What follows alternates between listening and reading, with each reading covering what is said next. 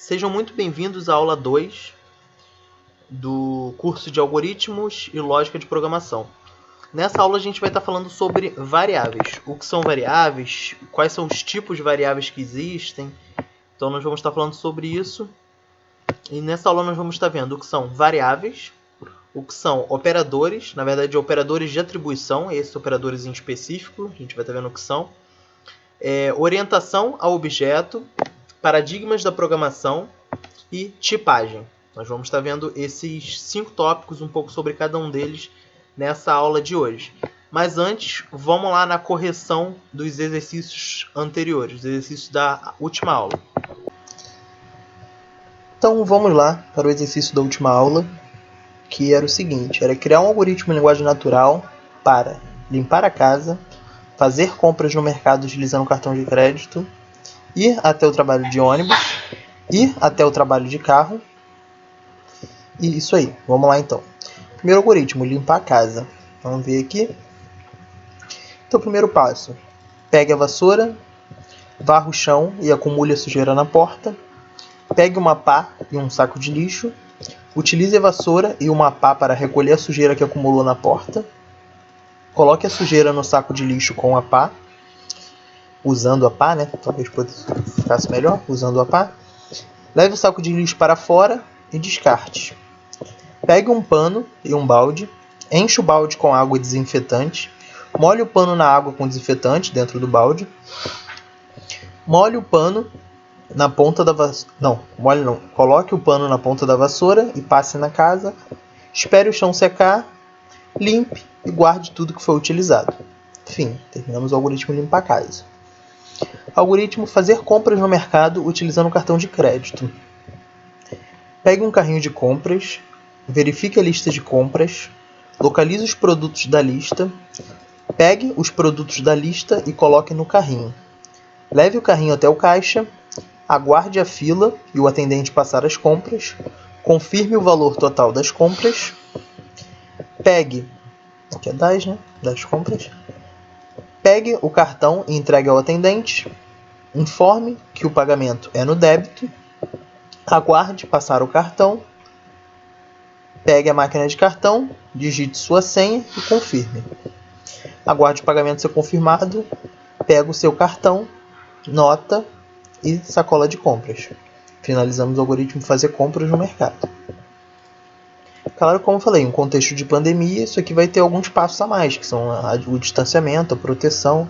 Mas a gente está fazendo um algoritmo em um momento normal, fora de uma pandemia. Então, aqui são os passo a passo fora de uma pandemia. Na pandemia mudaria alguns passos daqui.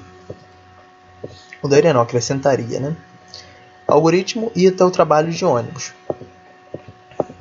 Pegue sua mochila, confirme se a mochila está com tudo que você precisa, apague todas as luzes acesas, desligue todos os equipamentos da tomada, com exceção dos essenciais, geladeira, que precisar ficar ligado, saia de casa, tranque a porta, saia do quintal, tranque o portão, caminhe até o ponto de ônibus, aguarde chegar o ônibus, pegue o ônibus, aguarde chegar no ponto de descida, desça do ônibus, caminhe até o local, caminhe até o trabalho, o local de trabalho, né? Caminhe até o local de trabalho, bata ao ponto, aloque-se na sua função. Esse é o algoritmo ir ao trabalho de ônibus. Agora aí o trabalho de carro.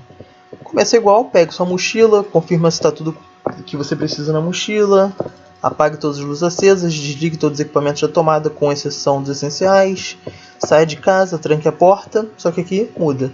Você não vai até o ponto de ônibus, você não vai nem sair do quintal, né? Não vai sair do terreno. Você vai até a garagem. Na garagem, vai abrir a porta do carro, abra a porta do carro, entre no carro, abra o portão da garagem, ligue o carro, dirija para fora da garagem, feche o portão da garagem, dirija até o trabalho, procure um lugar no estacionamento, estacione o carro, abra a porta do carro, saia do carro, tranque o carro, e aqui também a mesma coisa, vá até o local de trabalho, bata o ponto e aloque-se na sua função. Tá aí a correção dos exercícios da última aula, tá bom? Valeu, gente. Vamos agora pro para a nossa aula, realmente aula 2, aula de variáveis. Agora vamos iniciar a nossa aula hoje em si, aula 2, variáveis. Então, variáveis. Imagina variáveis como um baú que você quer guardar alguma coisa. Então, para você guardar algo nesse baú, primeiro você tem que ter ele. Então, você tem que comprar o baú. Você compra o baú.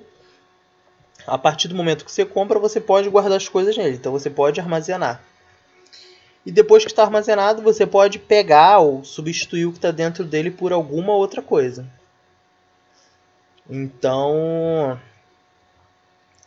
variável funciona mais ou menos como esse baú. Para você, no caso, comprar, a gente chama de declarar. É você dizer que aquele baú, aquele espaço para guardar algo existe.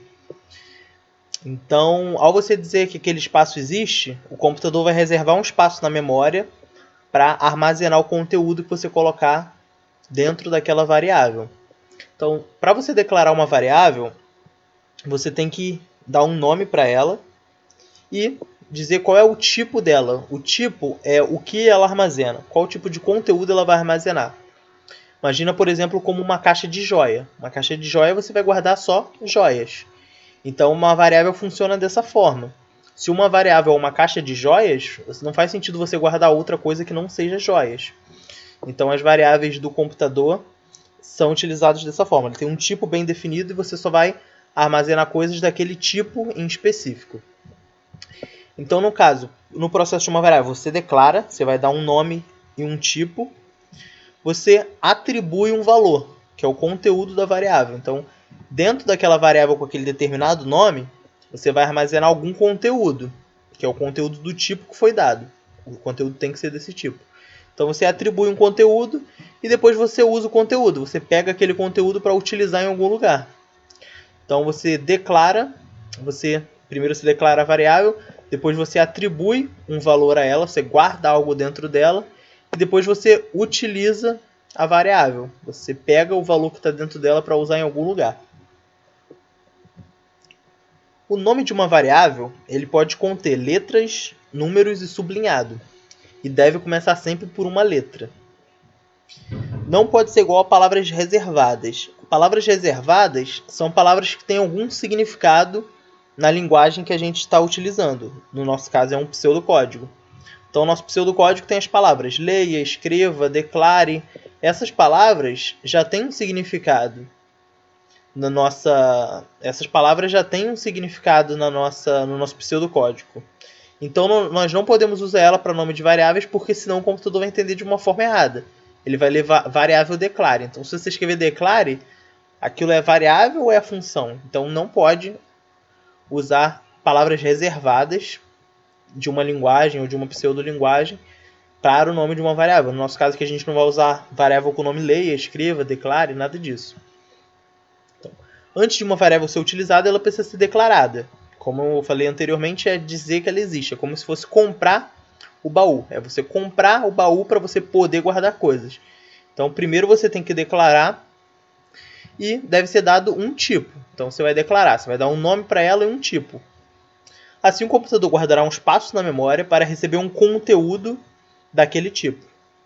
Declaração, um exemplo. Aqui é o exemplo de uma declaração de uma variável. Declare nome e o tipo, tipo da variável. E aqui, múltiplas variáveis. Declare nome 1, vírgula, nome 2, vírgula, nome 3. Então, aqui também é uma outra forma, que é a forma de declarar uma única variável de um tipo. E aqui, várias variáveis de um tipo. E esse espaço aqui, essa vírgula espaço, é opcional. Pode ser tudo junto ou pode ter esse espaço aqui para ficar mais organizado. Na maioria das linguagens, ele tolera esses espaços aqui que você deixa entre variáveis. Em vários casos, na verdade, que se usa vírgula ou ponto e vírgula, geralmente esses espaços são opcionais, o computador tolera. Então, e às vezes é bom utilizar para manter uma legibilidade boa do nosso código. Vamos lá, tipos de uma variável. As variáveis, como a gente falou, recebe um tipo. Quando você declara, ela recebe um tipo. e ela só pode guardar conteúdos daquele tipo em específico. Então, vamos voltar aqui, só daquele tipo em específico. Por exemplo, tipo inteiro. Uma variável do tipo inteiro vai receber números inteiros, sem vírgula. E nas linguagens ela geralmente é representada por int, esse tipo é chamado de int ou integer. Tipo flutuante, são números reais, números com casas decimais, com vírgula. E conhecida como, é chamada de flutuante, flut, nas linguagens. O lógico, que recebe verdadeiro ou falso, que é o 1 ou 0, o binário que a gente falou um pouquinho na aula anterior, ele é chamado de bool ou boolean, ou em português booleano. Ele recebe 1 ou 0, verdadeiro ou falso. Texto, que recebe um conjunto de caracteres alfanuméricos e símbolos, pode ser uma palavra, pode ser uma frase, pode ser diversas coisas dentro dessa variável tipo texto aqui. E o nome comum na variável é string ou char. String e char são coisas diferentes, mas a gente não vai entrar nessa questão aqui. Também varia um pouco de linguagem, tem linguagens que variam um pouco o significado de cada uma desses aqui. Mas para a gente vai usar texto como tudo referente a qualquer uma dessas duas variáveis aqui. E o matriz, que é um conjunto de valores de um tipo, e é conhecido como array. A matriz, por exemplo, a gente pode ter uma matriz de textos, ou uma matriz de lógicos, ou uma matriz de flutuantes, ou uma matriz de inteiros. Então a matriz guarda um conjunto, vários valores de qualquer um desses tipos aqui. E uma matriz também pode guardar outras matrizes. A gente vai falar isso um pouquinho mais à frente. E objeto. Objeto, ele é um tipo de variável que só faz sentido num paradigma da computação, da programação, desculpa. A gente vai ver um pouquinho mais à frente sobre paradigmas da programação. Então, o objeto, ele só faz sentido num paradigma da programação chamado orientação a objeto. E diversas linguagens atualmente têm suporte para orientação a objeto. Mas se a linguagem não for orientada a objeto, não existe esse tipo objeto. Esse tipo, ele é representação, é abstração de algo, de alguma coisa. Pode ser algo que existe ou pode ser a ideia de algo também. Então, qualquer algo é um objeto. Então, a representação desse algo recebe características e recebe ações. Então, por exemplo, um objeto, um carro X, ele vai ser um objeto. E qual características dele? Quais são as características? Cor do carro, se ele tem ar-condicionado, se ele tem rádio. Um celular, por exemplo, quais são as características dele? A qualidade da câmera, o tamanho da tela, a cor, o processador, o espaço de armazenamento, a memória RAM, tudo isso são características.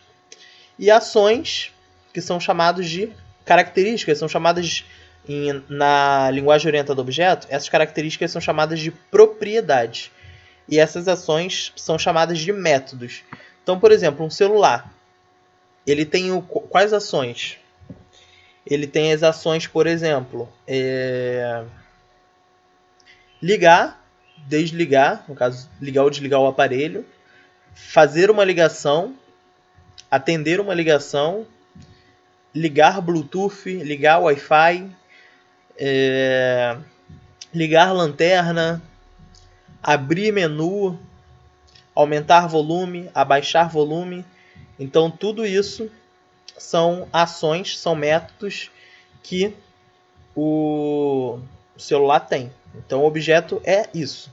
A gente vai falar um pouquinho mais sobre paradigma, explicar o que é paradigma, o que é a linguagem orientada a objeto e o que são esses objetos em si. Operadores de atribuição. Os operadores de atribuição são os símbolos que são usados para dar valor a uma variável.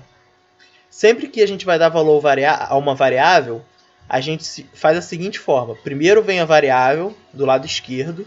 Primeira coisa na linha vem a variável. Depois o operador. E, por último, o valor que ele vai receber. Então, por exemplo, tem o operador igual. Esse operador ele faz com que a variável receba o valor. a variável à esquerda recebe o valor à direita. Tem o mais igual. Esse mais igual, esses daqui de baixo, todos eles, na verdade, fazem sentido somente com número. Em algumas linguagens, elas até funcionam com texto de uma forma um pouco diferente. Por exemplo, o mais igual, se eu utilizar em algumas linguagens, ele vai juntar os dois textos como um texto só. Então, em algumas linguagens isso funciona. Mas esses operadores aqui de baixo, esse igual serve para tudo. Esses daqui de baixo, todos esses outros, são específicos para tipo inteiro, flutuante, tipos numéricos. Então, mais igual, ele vai ser equivalente a x igual x mais 4. Então, quando eu tiver mais igual, vai ser o valor que ele já tem mais o valor que está à direita. Menos igual a mesma lógica. É o valor que ele já tem menos o valor à direita. X asterisco, o asterisco é usado como multiplicação na programação. Então, o asterisco igual vai ser a mesma coisa. O valor que já tem é multiplicado pelo valor à direita. Barra é divisão. Então, é a mesma coisa. O valor que tem dividido pelo valor à direita. E esse aqui é um pouquinho diferente. Essa porcentagem aqui, como operador, ela funciona como resto.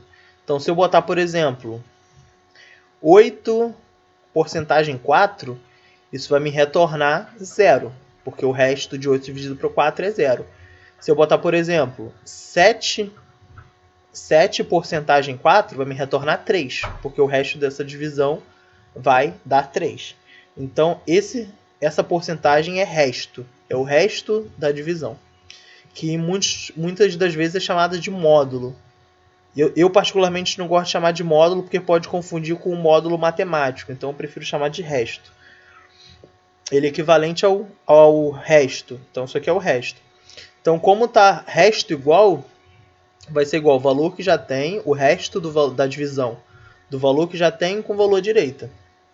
O paradigma da programação é a forma com que você realiza, você põe em prática uma solução. Então você tem um problema. A solução é a mesma, você vai fazer a mesma coisa, porém a forma que você vai pensar para montar, para criar de uma forma prática aquela solução é o que a gente chama de paradigma da programação. Por exemplo, uma lâmpada. Uma lâmpada, você tem que, para trocar uma lâmpada, por exemplo, você tem que desenrosquear ela, jogar fora, pegar a nova, rosquear e pronto. Você trocou a lâmpada. Porém, isso pode ser visto, por exemplo, como ações suas, ações que podem servir para alguma coisa, por exemplo, desenroscar. Essa ação de desenroscar pode servir para qualquer objeto, não só uma lâmpada. Então, se eu der a ordem de desenroscar, mas falar sobre um outro objeto, eu vou executar aquela ação no outro objeto também. Pode ser para um parafuso, para várias coisas. Então, é uma ação minha, uma ação que não é do objeto, entendeu? Não existe objeto, existe a realização da ação sobre algo. Não existe esse conceito de objeto. Então tem essa forma de pensar, que são funções, que são ações individuais que vão agindo, que são ações separadas. E tem uma outra forma também, essa primeira forma se chama de programação funcional, que são várias funcionalidades que vão acontecendo uma após a outra. Você chama uma funcionalidade para acontecer, depois chama outra e assim vai funcionando. Uma outra forma é você ver como um objeto. Por exemplo, a lâmpada é um objeto. Ela tem características, cor, tem consumo, tem diversas características que pode entrar também na definição desse objeto. E ela tem métodos, que são ações. Então, as ações que a lâmpada pode executar, que pode ser executada na lâmpada, por exemplo, desenroscar, retirar, enroscar, são os métodos da lâmpada. Então, uma outra forma de ver o mesmo problema. E essa outra forma é chamada programação orientada a objeto. Então, na programação orientada a objeto, se eu chamar esse método desenroscar, ele só vai funcionar se o objeto for uma lâmpada. Porque esse método está ligado diretamente ao objeto. Não é um método que vai acontecer sobre qualquer coisa. Não é uma ação só, isolada. É uma ação, é um método de um objeto.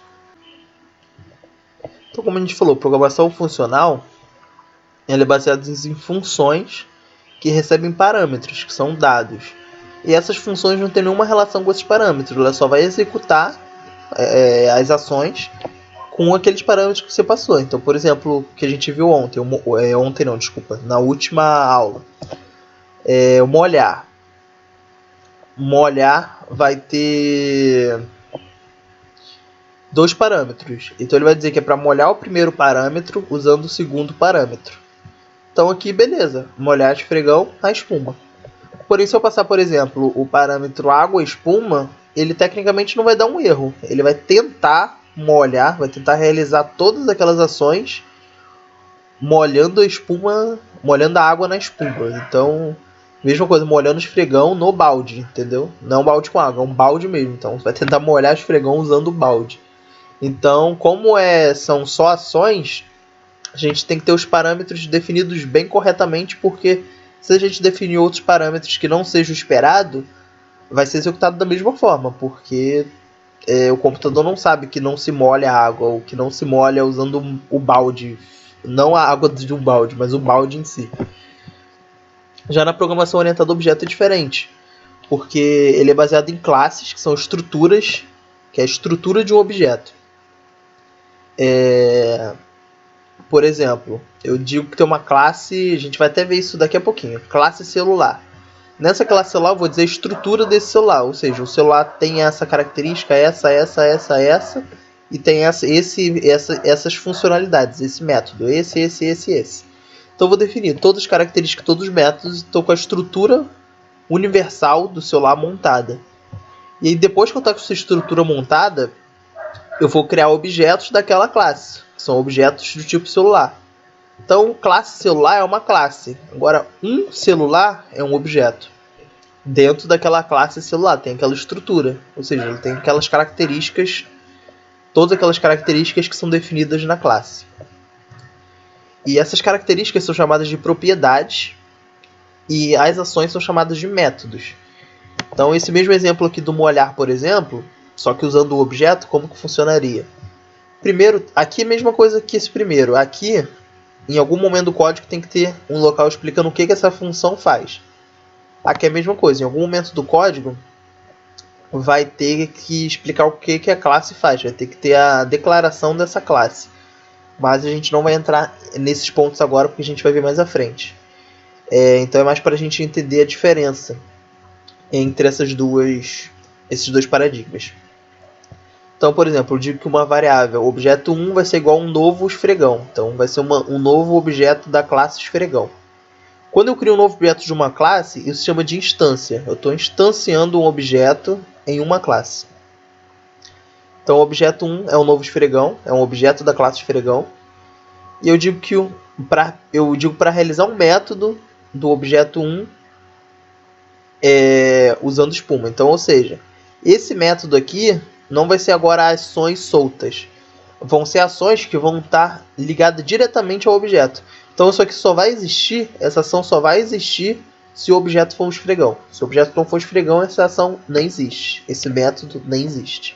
Então são duas formas de fazer a mesma coisa, a mesma solução de um problema, porém pensando de uma forma diferente. Em uma delas, a funcionalidade tem um ponto central.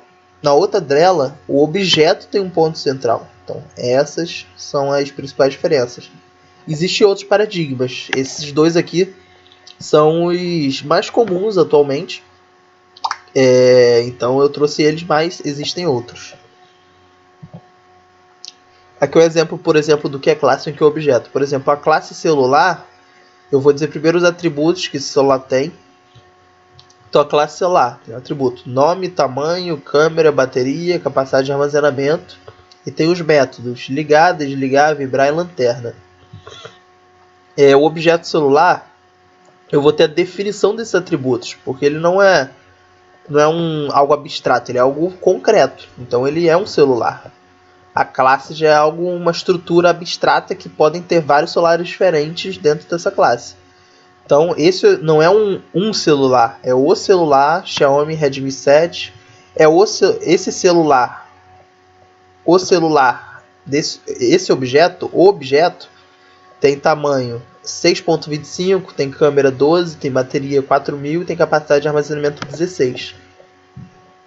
Vocês podem notar que aqui não tem as unidades. Por que isso? Porque aqui, por exemplo, é uma variável do tipo flutuante. Outra coisa, quando a gente declara essas propriedades aqui, a gente vai ver isso mais à frente, a gente também tem que falar quais são os tipos dessas propriedades. Então aqui, por exemplo, o tamanho é um flutuante. A câmera, nesse caso aqui, poderia ser um inteiro, mas talvez poderia ser flutuante se tiver megapixels decimais. Não sei se tem, mas se tiver tem que ser flutuante. Bateria inteiro, entendeu? Capacidade de armazenamento inteiro também. Então, aqui, se eu colocasse, por exemplo, aqui o símbolo das polegadas ou aqui dos megapixels, isso aqui não poderia ser inteiro ou flutuante. Isso aqui deveria ser string, que é, no caso, o texto, tipo texto. Então, não é interessante a gente ter um tipo texto, porque, por exemplo, eu tenho 2 objetos celulares e eu quero ver qual deles tem um tamanho maior. É muito mais fácil eu fazer isso com número do que com texto, contendo um número. Então é melhor manter o número. Se eu quiser dizer qual unidade, eu posso estabelecer uma unidade padrão, dizer, sempre que tiver tamanho, a unidade padrão polegada. Eu posso fazer isso. Ou eu posso também colocar aqui uma outra variável chamada, por exemplo, tamanho underscore, que é aquele tracinho embaixo, unidade. Então tamanho, ou então tudo junto, tamanho unidade. Então tamanho unidade eu vou dizer qual é a unidade do tamanho. Câmera unidade, bateria unidade. Vou dizer quais são as unidades daqueles valores. Mas no valor em si eu vou deixar um número porque facilita a comparação entre 2 objetos. Por ser um número. E aqui uma outra coisa também para se notar é que, por exemplo, aqui é um tipo texto. Sempre que eu tiver um tipo texto, eu tenho que colocar entre aspas. Por quê? Porque vamos supor que eu não coloque aspas aqui. Eu coloque nome igual Xiaomi sem aspas. Então, ao invés dele colocar esse texto aqui dentro da variável nome, ele vai procurar uma variável chamada Xiaomi, porque eu não estou com aspas, então ele vai achar que isso aqui é uma variável. Então, sempre que eu estiver trabalhando com o tipo texto, eu tenho que ter as aspas. E uma outra coisa importante também é que aqui no flutuante, eu tenho um ponto, nem uma vírgula. Não é uma vírgula. Então, é bom lembrar também que em decimais na programação a gente sempre vai trabalhar com pontos, porque as vírgulas na maioria das linguagens tem um significado específico. Então sempre o separador decimal nas linguagens é o ponto. Tipagem. Como a gente falou, as variáveis têm tipos. Então isso é uma das formas de separar as linguagens. Algumas linguagens elas são fortemente tipadas. Ela tem um tipo estático, ou seja, depois que você declara ela sendo do tipo tal, ela só vai receber valores daquele tipo pelo resto do código. E tem linguagens fracamente tipadas, que eu não dou um tipo para variável, eu só dou um valor para variável, e quando eu dou esse valor, ele automaticamente é do tipo daquele valor. Se embaixo eu der um valor de um tipo diferente, ele se transforma num outro tipo sem eu precisar interferir nisso. Então acontece de uma forma automática. Exemplos de linguagem fortemente tipada é o C, C++ e Java, e de fracamente tipada é o JavaScript e PHP. Nós no curso, nos exemplos aqui, nós vamos estar usando umas linguagens fracamente tipadas, porque como é algo que vai automático, a gente tem uma coisa a menos para se preocupar nesse momento. Porque o nosso objetivo, como é entender a lógica, a gente vai se preocupar com uma coisa a menos. Porém, eu não recomendo que depois que vocês aprendam, vocês continuem sem ver as linguagens fortemente tipadas. Porque senão vocês vão ter costumes de linguagens fracamente tipadas que serão difíceis de serem corrigidos. Por exemplo, linguagem fracamente tipada, como falei, você pode colocar tipos diferentes dentro de uma mesma variável. E se uma linguagem fortemente tipada não funciona. Então, depois que vocês aprenderem, é bom que vocês peguem uma linguagem que tem um tipo definido. Que tem um tipo definido no início de uma forma estática. Porque vocês não terão dificuldade para migrar depois que está com muito vício de linguagem, vícios que uma linguagem faz. Então isso é bom ter essa experiência também de linguagens fortemente tipadas. Mas como aqui o objetivo é aprender a lógica de programação em si, a gente vai trabalhar com uma linguagem fragamente tipada para ter uma preocupação a menos do que se aprender, embora a gente tenha que saber que existem os tipos. Para finalizar, nós vamos falar um pouquinho mais sobre essa variável que é diferente de todas as outras, que é a variável do tipo matriz. Uma matriz nada mais é do que uma variável que guarda vários valores esses de um determinado tipo. Então, para ser uma matriz, é a matriz de alguma coisa, de algum tipo. Pode ser uma matriz de inteiros, que é uma variável que vão receber vários valores do tipo inteiros. Pode ser matriz de textos, pode ser matriz de flutuante, matriz de objetos. Então, uma matriz ela recebe esses vários valores. Cada valor de uma matriz é localizada por índices numéricos, ou seja, como são vários valores, cada valor desse vai numa posição, num índice da matriz, que vai de 0 até o valor máximo, o tamanho máximo da matriz. Ela pode ser unidimensional, que é quando tem uma única dimensão, a gente vai explicar isso um pouquinho melhor à frente, ou multidimensional. Uma matriz multidimensional é como se fosse um conjunto de matrizes. São várias matrizes que compõem uma só. Vamos ver um exemplo aqui. Então aqui, por exemplo, matriz unidimensional só tem uma dimensão. Por exemplo, numa estante de livros. Então aqui tem o livro 1, 2, 3, começa do 0. Na verdade, na computação, a contagem não começa do 1, começa do 0. Então aqui a gente vem 0, 1, 2, 3, 4... até, sei lá, 10, por exemplo. Então, do 0 a 10, total são 11 livros. E aqui na matriz multidimensional, é como se fosse o conjunto de várias matrizes unidimensionais. Então, aqui é uma matriz unidimensional, outra, e o conjunto disso aqui tudo cria uma matriz multidimensional.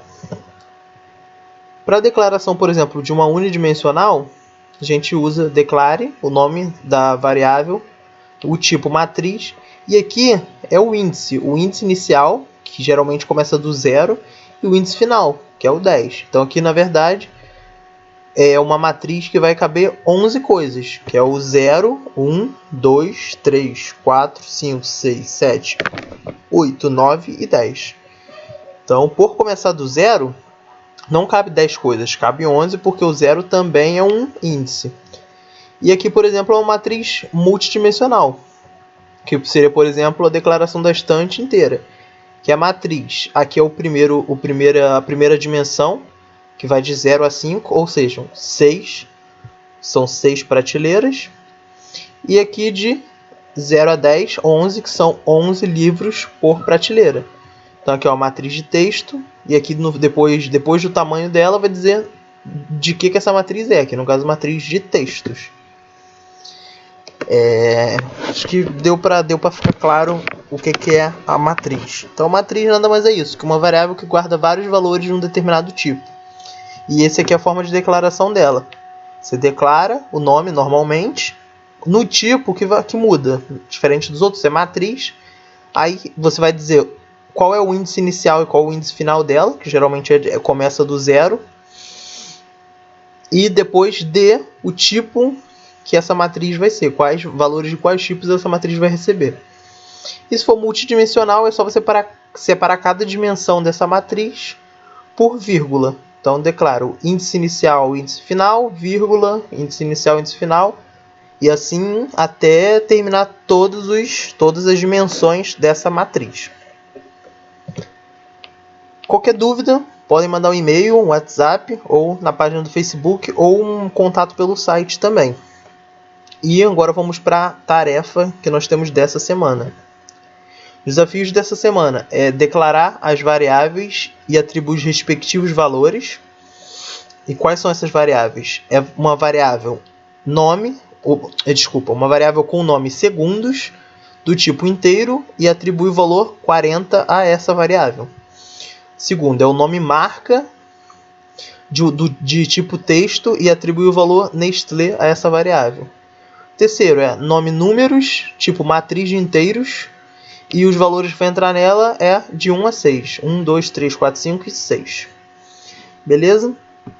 A gente termina por aqui essa aula. Qualquer dúvida podem mandar uma mensagem. E na próxima aula a gente vai corrigir esses desafios dessa aula de hoje. Grande abraço. Caso não seja inscrito, já se inscreve no canal. Deixa o curtir para dar o seu apoio. Valeu, obrigado. Até a próxima semana.